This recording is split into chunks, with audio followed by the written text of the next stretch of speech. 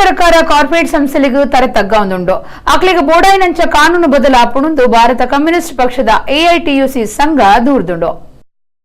Bharat communist ಪಕ್ಷದ AITUC ಸಂಘಟನೆ ಅಂಗಾರೆ ಕುಡ್ಲದ ಜಿಲ್ಲಾಧಿಕಾರಿ ಆಫೀಸ್ ಗೇಟ್ದ ಎದುರು ಪ್ರತಿಭಟನೆ ನಡೆಪಾದು ಕೇಂದ್ರ ಸರ್ಕಾರದ ಕಾರ್ಮಿಕ ವಿರೋಧಿ ನೀತಿ ಬೊಕ್ಕ ಜನ ವಿರೋಧಿ ನೀತಿಗೆ ವಿರೋಧ ತೋಜಾದ ದೂರಿಯರು.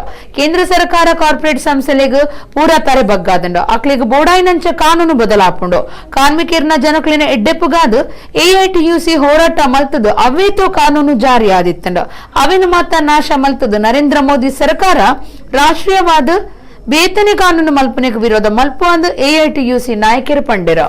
ಏನು ಸುಮಾರು 15 ಸಾಮಾಜಿಕ ಭದ್ರತೆಗೆ ಸಂಬಂಧಪಟ್ಟಂತ 15 ಕಾನೂನುಗಳನ್ನ ನಾಶ ಮಾಡಿ ಪ್ರಧಾನಮಂತ್ರಿಗಳೇ ಅಧ್ಯಕ್ಷರಾಗಿರ್ತಕ್ಕಂಥ ರಾಷ್ಟ್ರೀಯ ಸೋಷಿಯಲ್ ಸೆಕ್ಯೂರಿಟಿ ಫಂಡ್ ಅನ್ನ ಮಾಡಿ ಕಾರ್ಮಿಕರಿಗೆ ಇರ್ತಕ್ಕಂಥ ಒಂದು ಅದು ಬಿಡಿ ಕಾರ್ಮಿಕರ ವೆಲ್ಫೇರ್ ಫಂಡ್ ಇರ್ಬೋದು, ಕಾರ್ಮಿಕರ ವೆಲ್ಫೇರ್ ಫಂಡ್ ಇರ್ಬೋದು, ಕಟ್ಟಡ ಕಾರ್ಮಿಕರ ವೆಲ್ಫೇರ್ ಬೋರ್ಡ್ ಇರ್ಬೋದು, ಎಲ್ಲವನ್ನು ಒಂದೇ ಏಟಿಗೆ ನಾಶ ಮಾಡಿ ಕಾರ್ಮಿಕರು ಸಂಪೂರ್ಣವಾಗಿ ಅವರಿಗಿರ್ತಕ್ಕಂಥ ಸಾಮಾಜಿಕ ಭದ್ರತೆಯನ್ನ ಅಂಬಾನಿಯವರ ಕಂಪನಿಗೆ ಕೊಡುವಂತಹ ಒಂದು ಹುನ್ನಾರವನ್ನ ಮೋದಿ ಸರ್ಕಾರ ಮಾಡ್ತಾ ಇದೆ.